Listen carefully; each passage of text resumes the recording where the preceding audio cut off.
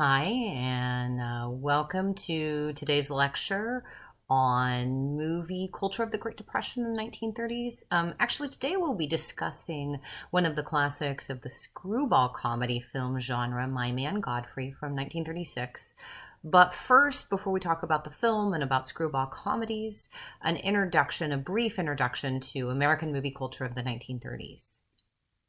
So movies are probably the most dominant and important mass cultural product of the 1930s. I mean, radio is very important too, but cinema and in particular Hollywood cinema really defines American mass culture of this era. Although cinema and film going were even important before the 1930s in this country. By the early 1920s, so by a decade before the period we're talking about, movie production was the United States' fifth largest industry, and Hollywood had already become the world's film capital. And remember, this is the silent era in the 1920s. Sound doesn't come until the late 20s.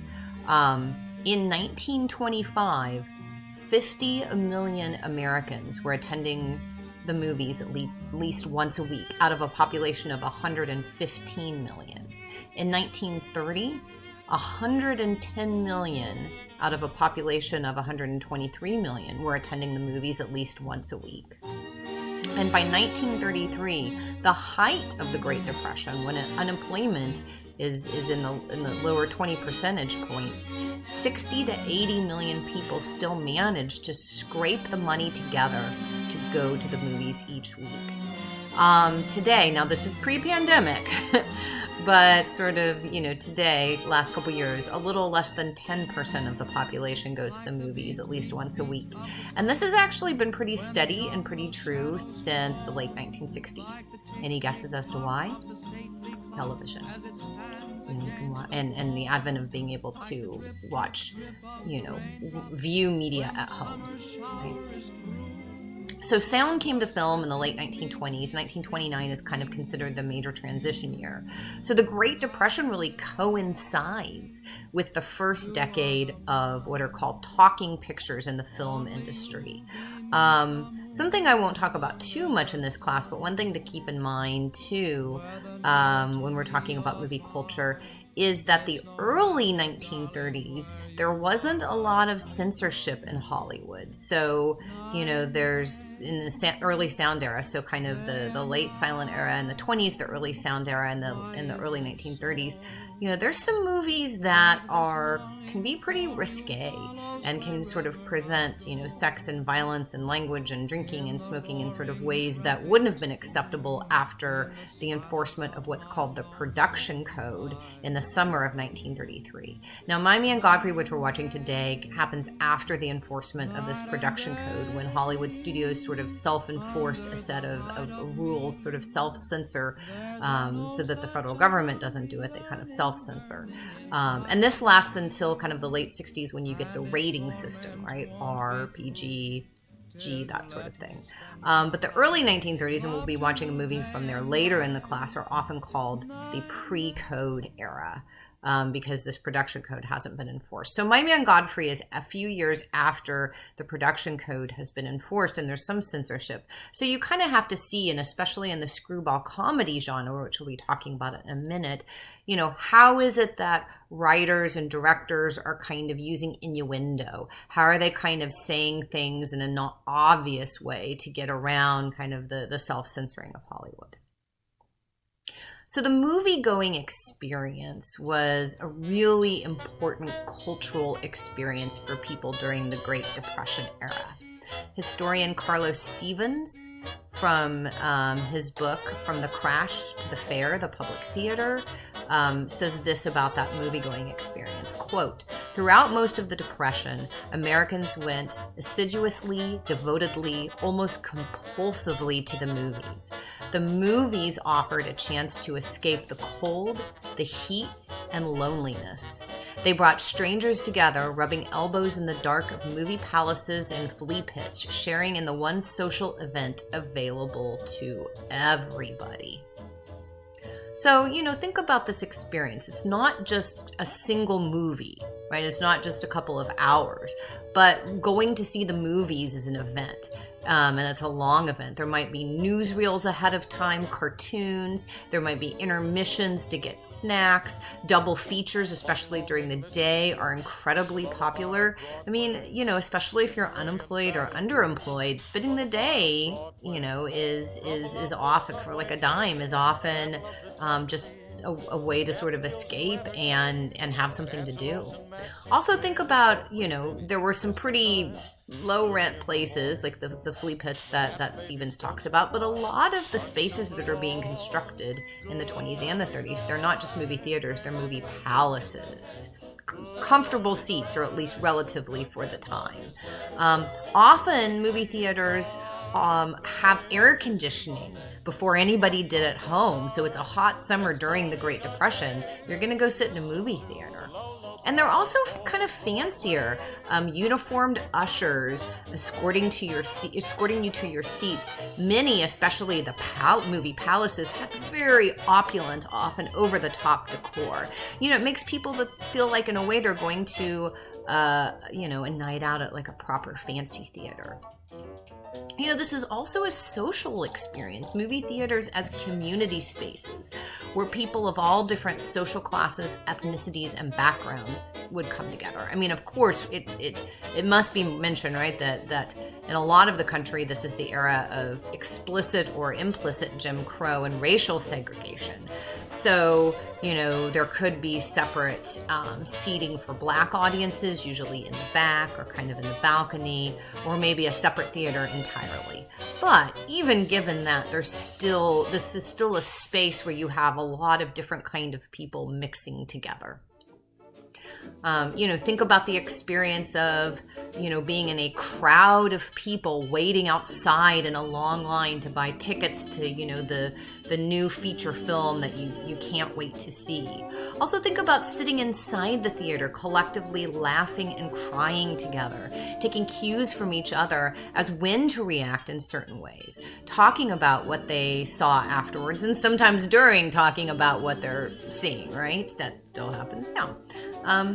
Connecting with other human beings emotionally through sort of this collective outpouring of emotion. It's a very different experience than watching a movie on your laptop while sitting by yourself on a couch. And I'm not here to sort of say that one is better or worse. It's just a very different experience.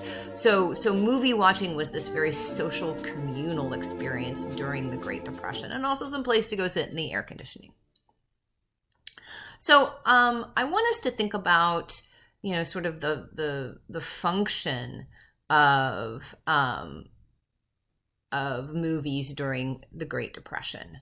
And I want us to go back to last week, that Dickstein quote about how there's kind of this tension back and forth between escapism and mass culture, especially movies from the Great Depression being about escapism, and of being about social commentary or sort of political commentary, completely escaping from the economic and political crisis of the time, or something that's actually commenting on it. And a lot of movies are seen as escapism, but especially kind of standard Hollywood film. But one thing that we'll think about when watching this film in particular is how a lot of what's often seen as escapist popular culture is actually kind of navigating that tension, is kind of going back and forth between escapism and social commentary. And really good mass culture does both very adeptly. So the Klein article that you read talked about how the Great Depression was a blow to a lot of American traditional values and myths. And this is something we can talk about a little bit in class when we discuss the movie, but things like individual success, pulling yourself up from your bootstraps, the American dream, all these kinds of national myths of what American culture is about. And so Depression era films are helping Americans maintain morale and preserving kind of these values, this ideology, that a lot of Hollywood films from this era are really focusing on individual success being possible even in the face of disaster. The government is capable of protecting citizens from crime and injustice, and kind of, visions of a society where you can transcend class, where it doesn't matter as much. So it's kind of, reinforcing some of these traditional American values, this individualism and kind of the American dream.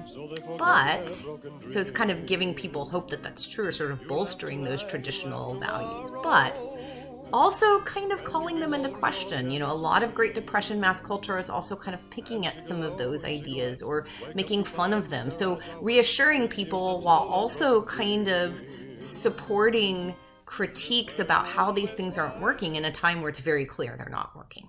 So we'll kind of think about that back and forth between the escapism and social commentary of these films. So the Burgeon Miller article that you have talks about 1930s movie genres.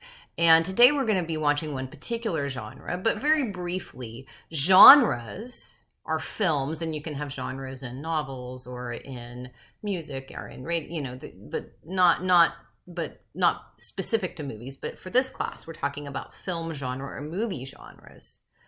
So films of the same genre share similar plots or maybe similar characters, settings, storylines, sometimes like camera conventions, lighting conventions. So for a lot of genre films, there's a predictability. I mean, there may be some twists and turns, but there's sort of a core predictability. Audiences know what to expect. Writers keep to the specific formulas. So, you have the rise. In the 1930s is really about kind of a lot of these, the popularity of a lot of these genres, the gangster film, slapstick comedies, westerns, musicals, cartoons, social problem films, which we'll be talking about later, and, of course, the screwball comedy. And one thing we can talk about in class is, what's appealing about this predictability, this sort of formula. There's certain genres that all of us are sort of attracted to even today. And, even if the formula is sort of subverted, there's still sort of an appeal to parts of that formula being upheld, right? There's a pleasure to sort of knowing what to expect and what's going to come. So the rest of this lecture, which is about the screwball comedy genre and a little introduction to my man Godfrey, is actually one that I already recorded for a different class. And so I'm just going to tag it on to the end here instead of re-recording and redoing the whole thing. It covers the same material I would have covered. I will say my apologies. I think the audio in the rest of this lecture is not as good as it is in right now, but you'll still be able to get what I'm saying. So I will see you guys in class, and here's the rest of the lecture. And My Man Godfrey is considered one of the classics of the screwball comedy film genre. Screwball comedies are really a product of the 1930s. They're a product of the sound era. It's a subgenre that really doesn't emerge until the advent of sound. And actually, you get a few screwball comedies in sort of the early 30s, during the pre-code era, but it really doesn't emerge as a genre until the mid-1930s after the production code in Hollywood is enforced. And we can talk about in a little bit why that's so. So as I mentioned, screwball comedy is a subgenre of comedy that it's very popular in the 1930s and early 1940s, although its style still influences comedy up to even the present day. So maybe one thing we can talk about in discussion is how some of these conventions of this genre influence some comedies that you're familiar with in the 21st century. So what exactly defines a screwball comedy? Well, let's take a step back. What does the word screwball mean?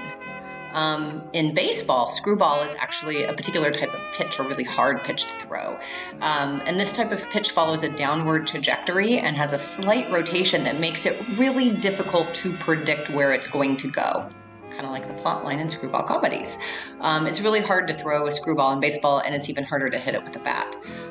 So the word screwball in general means craziness, ridiculousness, erratic behavior. So screwball comedies are zany and light-hearted romantic comedies with a layer of sophistication. There's often farcical themes and slapstick moments. So there can be sort of these slapstick aspects of it, but it's mixed with a lot of wit and comedic banter. So it's a comedic subgenre that's both sort of like physicality in terms of slapstick, but it's also about the power and importance of language. And there's a lot of verbal sparring that often goes on between the characters in screwball comedies. Typically, especially in the 30s and early 40s, screwball comedies are kind of a battle of the sexes romantic comedy, often fits into a very heteronormative coupling framework. Screwball comedies, especially in the 30s, are often about class differences. So a typical plotline has a rich woman and a poor man who have madcap adventures together and fall in love in the process, usually despite themselves. There's frequently escapist scenes, so sort of images of lavish spaces and dress, often sort of presented in contrast to the other scenes in the film. And most importantly, there's rapid-fire, fast-paced, overlap, characters speaking in an overlapping way dialogue, which is very witty and very funny.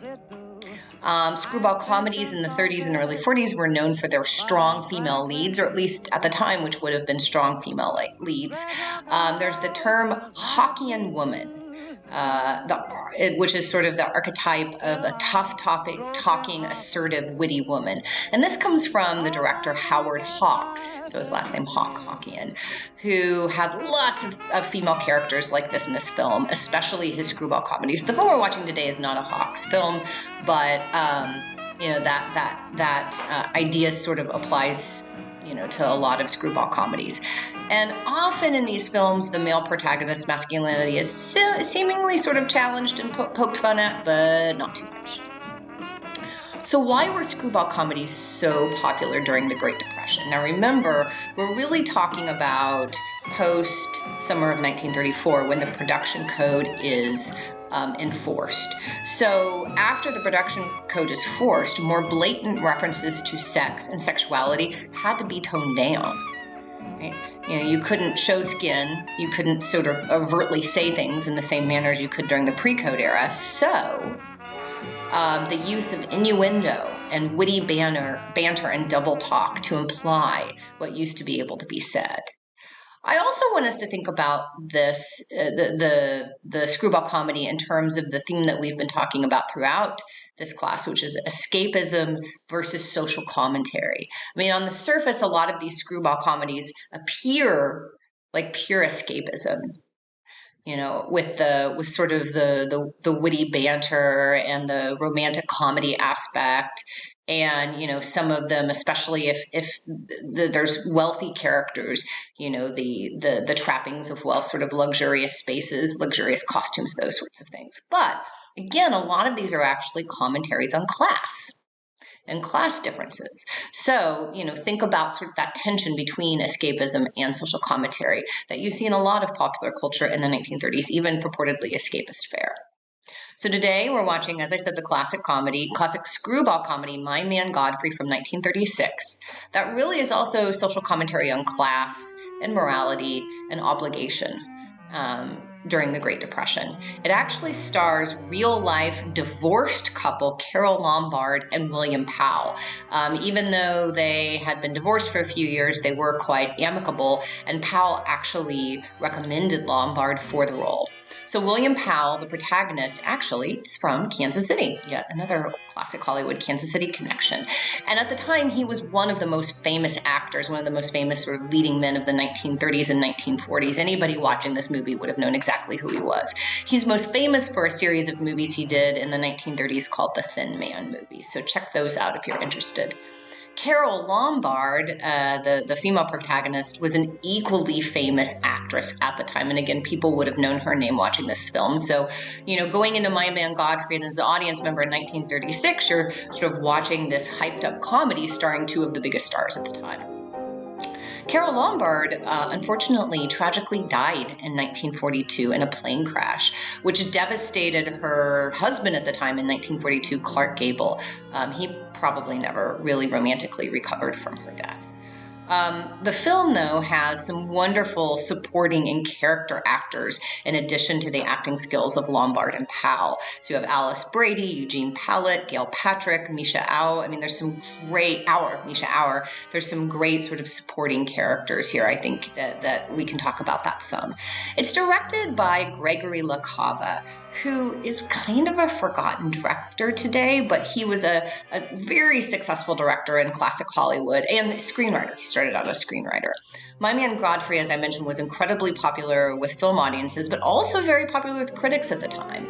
It was nominated for 6 Academy Awards, but won none, unfortunately. And today is still considered one of the greatest screwball comedies and even one of the greatest comedies of this era. So some things to think about when watching the film, and some things maybe if you're doing the film clip assignment to look for a clip about, or when we're discussing the film to look for.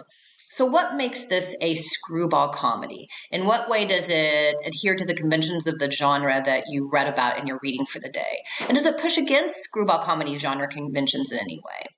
Also, in the assigned article, the author argues that the potentially subversive aspects of comedy films in the 1930s and in screwball comedies was not found in the plot, right? Especially, we're looking in the post-code era. So subversiveness was not in the plot, but it comes in other ways, such as use of language. So how does language in the film, how is language used sort of subversively, or maybe to sort of throw in some references that could be interpreted in multiple ways to kind of get around the censors? Another main theme is economic class. So think about how wealth and poverty are portrayed in the film. Who is deserving and who is undeserving of their status, and why? And what does this film say about notions of success and failure? Remember, the Great Depression is really the main time in American culture when we're re-examining many of our cultural myths about success and failure in the capitalist system. So if you're poor, is it your fault or not? If you're rich, is it because you did the right thing, or is it luck? So this sort of compare and contrast failure and success as structural or as individual. I think also, too, one of the things you see in a lot of screwball comedies is kind of making fun of the rich. The rich is ridiculous and maybe undeserving. So what makes certain wealthy people in this film actually deserving of their status in the end? Another big thing, of course, is notions of gender and sexuality that are constructed in the film. And I mean, both sort of maleness and masculinity and femaleness and femininity, as well as sort of the interaction of the sexes. So how do these conform or push against conventions at the time?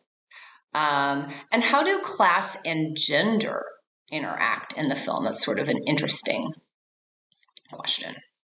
So one of the major themes of My Man Godfrey is obligation and responsibility. So how does this theme play out in the film? And how does the idea of obligation and responsibility interact with issues of class and also issues of gender? And what are some of the values that are evident in the movie? Do we see individualism? Do we see communalism? Do we see sort of certain values around work, etc.? And this kind of relates back to the question about class. And finally, why do you think this movie and the genre of screwball comedies in general appealed to audiences so greatly during the Great Depression? And we can talk about, is this style still appealing today? Do you see any similarities to movies or TV from current times? So enjoy one of my favorite movies of the screwball comedy genre, My Man Godfrey, and we will talk about it when we meet next time.